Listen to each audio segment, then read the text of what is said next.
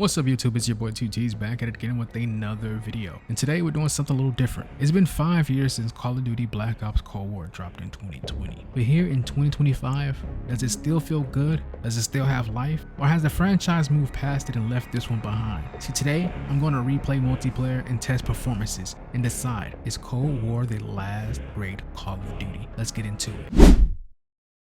The movement, shooting, and overall feel still feels like a hit. The solidarity in the gunplay brings back memories of classic CODs. But the game shows its age in some places. Maps feel smaller, some textures outdated, and occasionally lag and matchmaking issues sneaks in. But we're going to also keep in consideration that I am playing the Xbox One PS4 version of this game. I am not playing the next gen PS5 and Series X of this game, so I can't hold it accountable for me not finding matches quickly as it used to, because not too many people still play Xbox One and PS4. Okay, now this is where the test gets real. Multiplayer is the lifeblood of Call of Duty. Let's break it down. Player-based matchmaking. Yes, people still play this game, and I didn't wait too long to get into a match. Now again, I am playing the Xbox One version of this game. I don't have the Series S or the PlayStation 5 version of Cold War. So if I did have that version, it might have been quicker for me to get in a match. I don't know, I can't test that version out. But I can tell you about the Xbox One and PS4 version. It didn't take too long. It took about 2 minutes for me to get in the match. That's enough time for me to look through my classes and see what I liked, see what I remembered, and hop into a match and have a little fun. Let's continue. Map pool and rotation. Now look, I can't tell you too much about the maps and rotations in this game because I only played Nuketown 24/7. And in my prime days when this game literally just came out, when I bought it, I really just played Nuketown 24/7, so I can't tell you about the map rotations or anything. You might have to go find a new video for that or test it out for yourself. But Nuketown 24/7 was pretty fun to me. I don't know what to tell y'all, to be honest. Okay, now let's talk about meta imbalances. Some weapons feel obnoxious, spawns in the maps can favor certain classes and strategies, but it's not perfect, especially compared to newer CODs with more tuning and patches. Now let me go ahead and reiterate this. Guys, I didn't really have to deal with like spawn trapping or anything. Some weapons can be obnoxious, but again, guys, this game is 5 years old. Some people maxed out their guns and they're using their favorite weapons in the game. They're using their favorite classes. I can't really fault the game for that. I've never maxed out a gun. I'm not prestiged in the game. I wasn't a big COD fan at the time. Like, this version of me in COD, when this game came out, I wasn't Celtic Shaq. I was more like Shaq when he played for like Cleveland and Phoenix. Past my prime, but like I still had a little left in me, you feel me? And this version, playing it in 2025, you kind of feel like, oh, I can feel like my old self again. So I wasn't tripping about the weapons being obnoxious and all that stuff. I did die a lot in this game, I'm not gonna lie, y'all see the clips.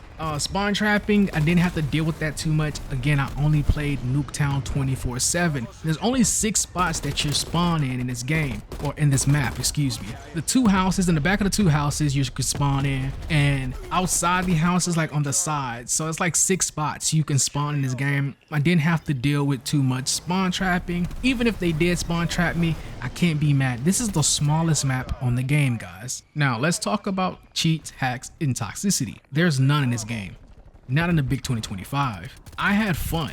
I caught myself sitting here relaxed playing. Sometimes I got a little sweaty and I was doing little sweaty things. I mean, they were too, but I was never in my prime in this game. I was past my prime when this game came out, but I was relaxed. I had fun. I felt like I was back in the pandemic where I got off work at Lowe's, I got home, turned my TV on, turned my Xbox on, and just relaxed playing COD for a couple hours. Like, that's what I felt like, and I haven't felt that feeling in a long time. Because in modern day CODs, you get into a match, you're fighting for your life until that match over.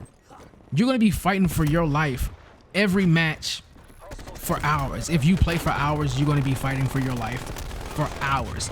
And I didn't have to feel like that playing this game. I didn't feel like that back in 2020. Like, this felt really good. I caught myself trying to upgrade weapons that I didn't use, unlock weapons and upgrade those. I caught myself doing that sometimes, and that to me felt so fun, where in today's COD you can't really do that. Get your weapon, find your favorite weapon, and use that It's just, this is a whole different level. And again, this game hasn't been really played since what, 2021, 2022. Again, this felt fun and relaxing. Like, I like that feeling. Now let's talk about the quality of life in this game. The menus, kill cams, mini maps, everything feels familiar. In the modern expectations of first-person shooters, you might lean towards the newer graphics and semi-better gameplay. I totally understand. Sometimes newer is better, but also sometimes being drunk on nostalgia is a good thing. It might open your eyes to see, hey, maybe we did have it good back then. I'm saying all that to say, multiplayer in Cold War still holds up. It's not perfect, it's playable, it's fun, and very nostalgic. Now, let's talk about where COD went on after this. Black Ops 6 2024. They tried to do new things, new movement systems, bigger maps, fresh mechanics. Many newer CODs lean into game service mechanics, seasonal content, battle passes, cosmetics, crossovers, sometimes at the cost of the core gameplay feel. Some COD players feel that newer CODs overcorrected and losing what made the older games feel special. Tighter maps, classic pacing, just a simple game. In that regard, Cold War sits at a sweet spot. Modern enough to be comfortable, but old enough to retain its charm. Okay guys, here's my final thoughts. Cold War isn't a perfect game in 2025, but it holds up remarkably well. To me, it's absolutely in a top tier conversation of COD titles. With everything newer that the game has tried, it might be the last one that balanced fun, polish, soul, and playability. If newer CODs lean into heavily crowd-pleasing features, they will lose its identity. Cold War might be the last one we look back on and say, yeah, this game was one of the ones. If you're into first-person shooter games and haven't visited this in a while, I absolutely recommend go back and reinstall this game. You will have fun. You will relax. You don't have to fight for your life in these lobbies like you have to do nowadays in these newer COD games.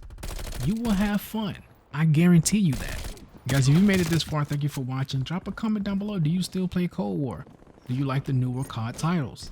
Which one is your favorite COD and which one is your least favorite COD? If you enjoyed this video, make sure you leave a like, subscribe, hit that post notification bell. Next time, we're going to revisit the campaign story mode of this game, and after that, we will do the zombies. Again, thank you guys for tuning in. Until next time, I'm up out of here.